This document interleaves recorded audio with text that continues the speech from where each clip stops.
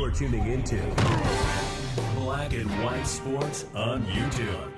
The no-holds-barred truth on sports.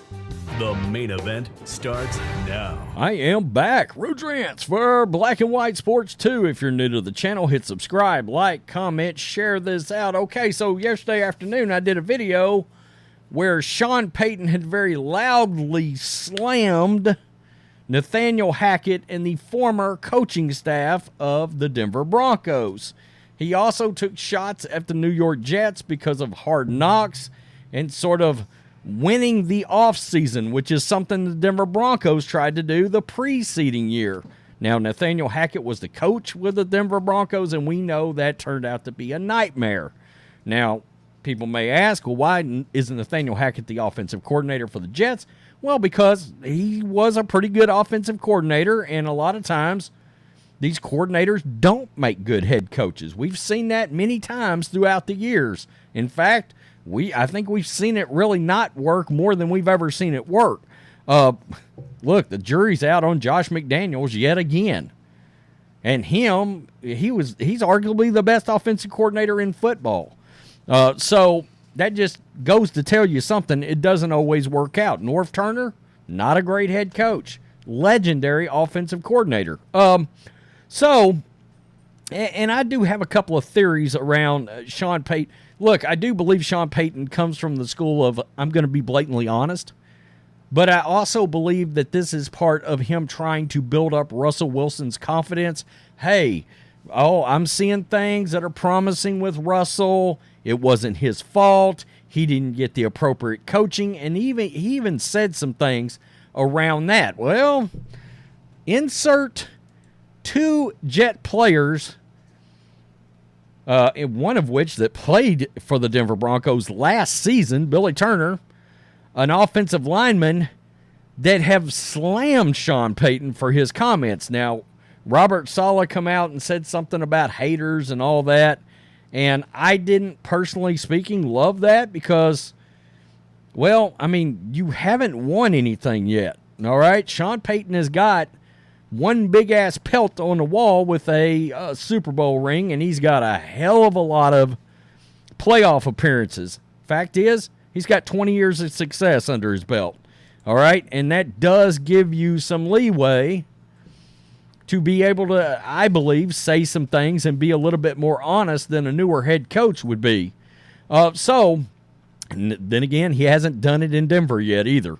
So there's that. New York Post, Randall Cobb isn't paying too much to the criticisms lobbed at the Jets and offensive coordinator Nathaniel Hackett by Broncos coach Sean Payton. Payton, in an interview with USA Today, leveled some blistering shots at Hackett for the job he did during the lone season as the head coach in Denver, along with not-so-subtle digs at the Jets for trying to dominate the offseason headlines. I brought this up yesterday. We've seen this not work out before, right? The Eagles famously put together, as Vince Young called it, the dream team, and it was a train wreck, all right? The Jets receiver called the comments by Payton, quote, pretty soft during an appearance on ESPN's New York, the Michael Kay show on Thursday, and referred to Payton as, quote, the Bountygate coach. Okay, look, I know he was the NFL scapegoat for Bountygate. The bounty system involving quarterbacks and getting to them and sacking them and there being some kind of monetary payoff. The thing that drove me nuts about that entire situation is that is something that was across the entire NFL. It was in every damn locker room in the league. That everybody knew there was some kind of a off-the-record reward system every time one of your defensive players nailed a quarterback. I mean, it was just part of the league. And Sean Payton ended up sort of being the scapegoat, and, of course, he lost a year out of that, right? So it drives me nuts that he even brought up Bountygate because, well, shit, that was a thing. That was a thing everywhere, all right? Am I surprised? No, not in this day and age, Cobb said when asked if he was taken aback by Payton's comments. As a man, I think it's pretty soft. I think he's trying to soften the blow. That's not my team. I'm not worried about them. He can say what he wants to say. That's not a terrible reaction from Randall Cobb outside of the Bountygate thing. Cobb played under Hackett when he was offensive coordinator for the Packers in 2021. Okay, Hackett held the position in Green Bay for 3 seasons, helped the Packers build the league's best offense in 2020. Aaron Rodgers, and now I get to talk about Aaron Rodgers' pay cut too. Aaron Rodgers, now the Jets quarterback, won back-to-back NFL MVPs in 2020 and 2021 while Hackett was the offensive coordinator. Quote, I know who Hackett is. I know what he brings to our team, Cobb said. I know how he's going to motivate the guys, and he's going to make the game fun. And that's one of the reasons I'm here. He's a big part of the reason I just wanted to come to the Jets. Hackett was hired by head coach Robert Saleh to take over as offensive coordinator, and he has been credited as a reason why Rodgers wanted to come to New York. Hackett was fired by the Broncos 15 games into the season after Denver compiled a 4-11 record. Russell Wilson struggled to the worst season of his career. Blaming Hackett in large part for Wilson's regression, Payton said, quote, it might have been one of the worst coaching jobs in the history of the NFL. He then drew comparisons with the Broncos offseason with the Jets this year. Quote, it doesn't happen often where an NFL team or organization gets embarrassed, Payton told USA Today, and that happened here. Part of it was their own fault relative to spending so much bleeping time trying to win the offseason, the PR, the pomp and circumstance, marching people around and all that stuff. Keep in mind, folks, Sean Payton is from the Bill Parcells tree, the same tree Bill Belichick is from. We're talking about some no-nonsense guys as coaches. I mean, Bill Parcells built a career on dropping famous quotes. I mean, that was part of his gig as a great head coach, and he was a damn good one. We're not doing any of that. The Jets did that this year. You watch. Payton's comments are sure to add intrigue to Week 5 matchup between the Jets and the Broncos. Saleh defended Hackett while not directly focusing on Payton's criticisms of his offensive coordinator and the team. Cobb wasn't the only Jets player to take exception to Payton's comments. Offensive tackle Billy Turner had some choice words for the Denver coach in a post on his Instagram.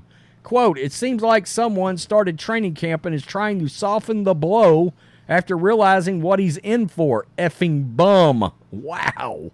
Turner wrote while adding hashtags childish, and he went Bountygate too. During the radio interview, Cobb expressed his surprise that things didn't work out differently for Hackett in Denver. I was surprised that they only gave him less than a year to put in his pieces. That's his business, though. That is this business, and that's the way it goes. You got to take it how you take and move forward. So that right there tells you, look, that Denver Broncos team was a utter and complete disaster. Part of that is on Russell Wilson, though. I mean, there's no other way around it, right? There was pretty obviously well known that Russell wanted to purposely change his playing style. That came out of Seattle. And he didn't want to run the same old offense that he's always done because he wanted to become a pocket passer. I think Nathaniel Hackett, to a point, did fall victim to Russell Wilson as well as the other way around. I got to be clear about that. And make no mistake, Sean Payton's got Russell Wilson on a short leash too. But I do believe he's trying to build his team up. Now, that's an interesting take, though, that Sean Payton has gotten to the Broncos, and oh shit, it's an utter disaster. He should have known that. And it was rumored, very heavily rumored, he did know that. And that maybe he's trying to bring down expectations. That's not a bad idea, frankly. But it is rare that you get a coach be this honest. And if you're this honest, you're going to take some fire back. That's all there is to it. So I don't really find anything that Billy Turner or Randall Cobb said being out of bounds. Fine. I don't love the Bountygate thing coming up because, again, Bountygate was NFL wide on 32 teams. It's same thing as sort of Deflategate and everybody throwing Brady under the bus for deflating footballs when it was pretty widely known that most of the quarterbacks around the league actually inflated or deflated balls to suit them. That didn't get talked about nearly enough. I heard back in those days several quarterbacks bring that up and go, we don't know what's going on here with Tom Brady and why the league is so after him about it, but that was a thing that happened and quarterbacks did it around the league. So it doesn't mean Bountygate was right, but yeah, there were off-the-record rewards over defensive players knocking the heads off quarterbacks. Absolutely. Tell me what you think, Black and White Sports 2 supporters. I've got no problems with the honesty on either side here. I don't. And Sean Payton did, while I'm thinking about it, Aaron Rodgers. Guys, it would be wrong of me not to admit and take my hat off to Aaron Rodgers. He took a $35 million pay cut for them to sign talent over the next 2 years. I mean, look, for years, people nailed Rodgers, rightfully so, for wanting to maximize his money and not doing the Tom Brady thing. But there's no other way to spin it. If you're willing to take a $35 million in real money pay cut, which is what he did, that's pretty good.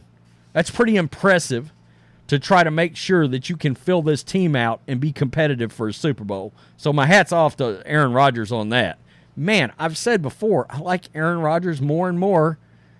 The last 18 months, that dude he's trying to flip his narrative towards the end of his career, and he's doing a pretty good job of it. He is. So anyway, tell me what you think. Peace. I'm out. Till next time. Thanks for watching the show. Be sure to like, comment, and subscribe. Be sure to tune in next time on Black and White Sports.